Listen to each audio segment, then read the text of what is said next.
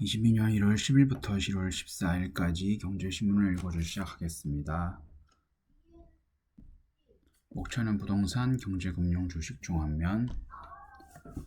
부동산부터 시작하면 GTX 거품이었나 의왕 송도 금매 쏟아진다. 대출 규제 금리 인상 충격에 아파트 매수세 급격히 줄어 최고가보다 최대 3억 떨어져 의왕 전용 84제곱미터 11.2억에서 9.2억으로 송도 116제곱미터 한 달 새 2억 내려 분양시장도 시들 미계약 속출. 지난해 교통호재로 집값 상승세가 가팔라졌던 수도권 부동산 시장의 열기가 식고 있다. 특히 수도권 광역급행철도 GTX 정차역에 들어선다는 소식에 투자 수요가 몰렸던 의왕, 안양, 인천, 송도 등에선 기존 신고가보다 최대 3억 원 하락한 거래까지 나왔다. 대출 규제와 금리 인상 등의 여파로 매수세가 급격히 줄어들면서 금매가 쏟아지고 있다. 분양시장의 인기도 시들하다. 지난해 11월 GS건설이 송도에서 분양한 송도자이 더스타는 당시 1순위 청약 1533가구 모집에 2156명에 몰리면서 평균 13대 1의 경쟁률을 기록했지만 최근 당첨자 정당 계약에서는 530여 가구가 계약을 포기했다. 즉 다만 GTX 개통이 가시화되면 가격이 다시 회복할 것이라는 전망이 나온다. 고준석 동국대 법무대학원 겸임 교수는 GTX가 착공에 들어가고 공사가 진행되면 서울 접근성이 좋아지는 지역을 중심으로 매수세가 다시 들어올 수 있다고 내다봤다.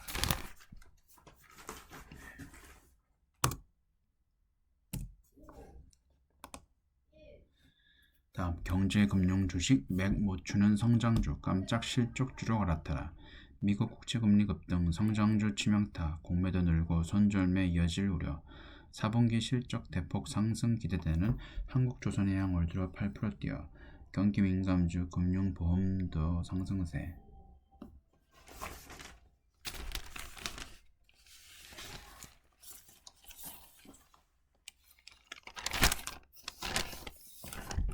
시장의 색깔이 극명하게 바뀌고 있다. 미국 중앙은행 페드의 조기 긴축에 대한 우려로 미국 10년물 국채금리는 코로나19 이전인 2020년 1월 이후 최고치를 찍었다. 미래에 대한 기대치가 주가에 많이 반영돼 있는 성장주의 금리 상승은 독이다. 지난해에도 지금과 비슷한 상황이 이어졌다. 작년 3월 국채금리가 급등하면서 카카오 등 성장주의 주가가 잠시 주춤했다. 하지만 당시까지만 해도 페드는 인플레이션은 일시적이었다는 입장이었다. 국채금리는 다시 하락했다. 성장주는 큰 폭으로 반등했다. 개인 투자자들이 작년을 기억하며 올해도 성장주 저가 매수에 나서는 모습이다. 개인 투자자들은 이달 들어 카카오를 7,700원어치 순매수했다. 개인 순매수 종목 1위다. 하지만 작년과는 시장 상황이 달라졌다는 게 전문가들의 분석이다. 당시에는 성장주들의 이익 추정치가 연일 상향 추정되는 국면이었다면 지금은 예상치 못한 변수들로 이익 추정치가 잇따라 하향 추정되고 있다. 성장주가 금리 상승을 견디지 못할 수 있는 국면에 들어선 것이다. 10일 시장 상황을 설명하는 키워드는 금리 상승과 어닝 쇼크다. 미 10년물 국채금리는 지난 7일 연 1.765%까지 올랐다. 성장주의 상승과 같은 카카오 주가는 3.4% 하락한 96,600원으로 10만원 선을 뚫고 내려갔다. 플랫폼 쪽의 애널리스트분은 카카오 주가가 한 6만원 정도면 바닥일 것 같고, 네이버는 김현용 애널리스트였고요. 33만원 정도가 바닥일 것 같은데, 만약에 카카오 엔터에서 하반기나 뭐 해가지고 IPO가 되면 그때 카카오 주가가 슈팅을 하면 카카오를 팔고 네이버로 갈아타라고 얘기를 했습니다. 시장 악재에 더 민감하게 반응했다. 고퍼 종목이 아니었음에도 LG생활건강은 4분기 영어 어닝 쇼크 우려에 주가가 13.41% 하락했다. 4분기 실적 전망치가 큰 폭으로 상승한 기업들도 주목할 만하다. F&A 가이드에 따르면 한국조선해양의 4분기 이익 추정치는 3개월 전 대비 68% 늘어났다. 국제유가가 상승세를 이어가는 데다 수주낭보도 이어지고 있다. 올 들어 벌써 3조 원 상당의 선박 건조 계약을 체결했다. 정성한 신한자산운용 알파운용 센터장은 PER이 높지 않으면서 어닝 서프라이즈를 기대할 수 있는 종목을 발굴해야 한다고 조언했다. 예를 들어 에코프로비안 같은 고평가된 순수 배터리 소재주보다는 고려아연처럼 전통 산업에 기반을 두고 있으면서도 성장 동력을 탑재한 종목을 발굴해야 한다는 것이다. 연초 증시 짓누르던 기관 매물 다 나왔다. 기관 투자가 10거래일 만에 유가증권 시장 6천억 사들여 12월 초 배당 나길 전까지 순매수 규모 5조 5천억, 배당 낳고 순매도 물량과 비슷 당분간 매물 안 나올 가능성, 연기금도 순매수로 돌아서 낙폭 컸던 LG전자 등 매입. 올 들어 유가증권 시장에서 7조 원어치 가까이 팔아치운 기관 투자가 10거래일 만에 순매수로 드러냈다. 특히 지난해 말 배당 나길 12월 29일부터 줄곧 매도세를 유지하던 금융투자, 증권사는 올해 처음으로 매수세를 나타냈다. 연말 배당 차익을 노리고 현물을 매수하면서 선물을 매도했던 기관이 연초 선물을 대사하고 현물을 팔아 포지션을 청산하는 움직임을 보이면서 지수 하락 요인으로 작용했다. 증권업계에서는 1월 파생상품 만기를 하루 앞두고 기관의 배당 관련 매물 부담이 대부분 해소된 것으로 봤다. 외국인 투자자도 국내 증시에서 매수세를 이어가고 있어 수급의 분기점이 될 것이란 관측이 나온다. 12일 유가증권 시장에서 기관은 6천원어치 넘게 순매수했다. 기관이 사저로 돌아선 것은 지난 29일 이후 10거래일 만이다. 전날까지 기관은 9거래일 동안 7조 2,484억원어치 팔아치웠다. 외국인도 이날 4,500원어치 동반 순매수를 보이면서 코스피 지수는 1.54% 오른 2,972.48에 마감했다. 그동안 기관의 매수세를 이끈 금융투자가 올해 들어 처음으로 매수 전환했다.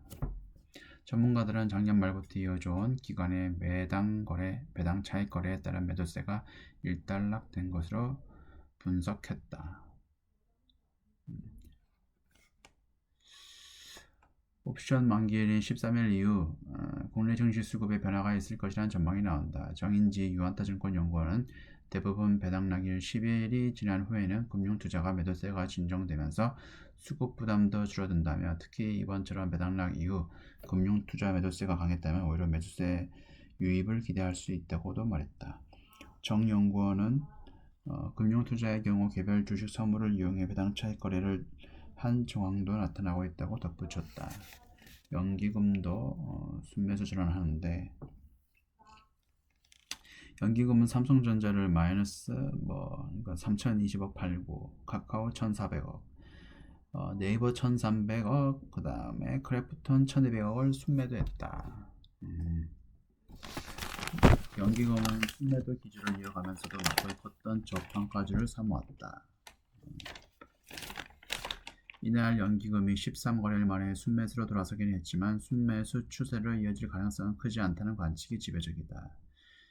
국민연금이 2025년까지 국내 주식 비중을 15% 내외로 줄일 예정이기 때문이다. 지난해 10월 말 보유 비중은 17.9%였다. 기금 전체 금액이 늘어난다고 해도 비중을 줄이는 만큼 코스피 지수가 상승기에 접어들더라도 국민연금은 기계적 매도를 할 가능성이 높은 상황이다.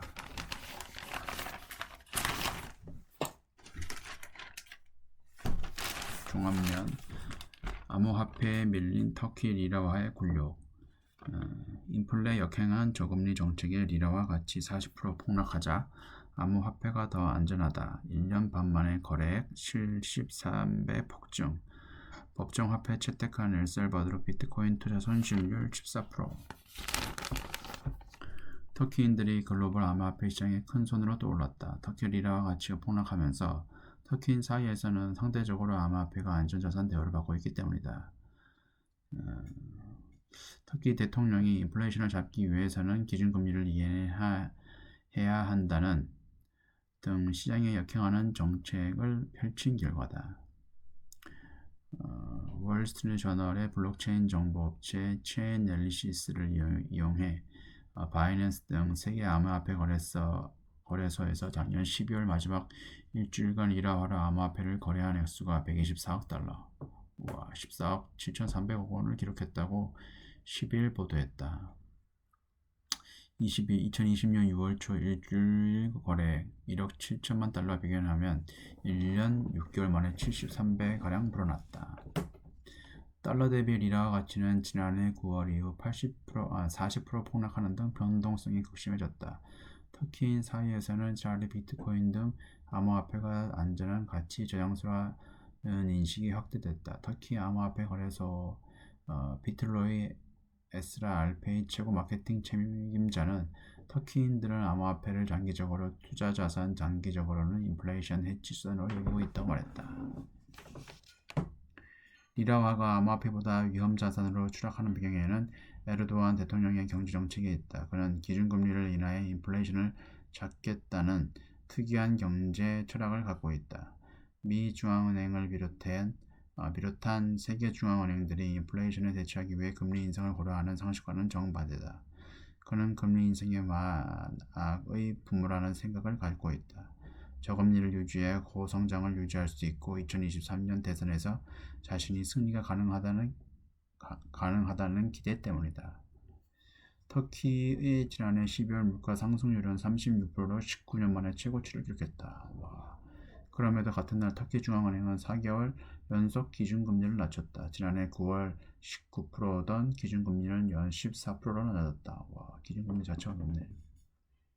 리라화 가치 폭락으로 에너지 수입 가격이 급등하는 등 부작용이 잇따르면서 터키 정부는 여러 환율 방어 수단을 검토하고 있다. 일각에서는 정부가 달러, 유로화 등 외화 금리를 리라화로 강제 전환하라는 지시를 은행에 내릴 가능성까지 우려하고 있다.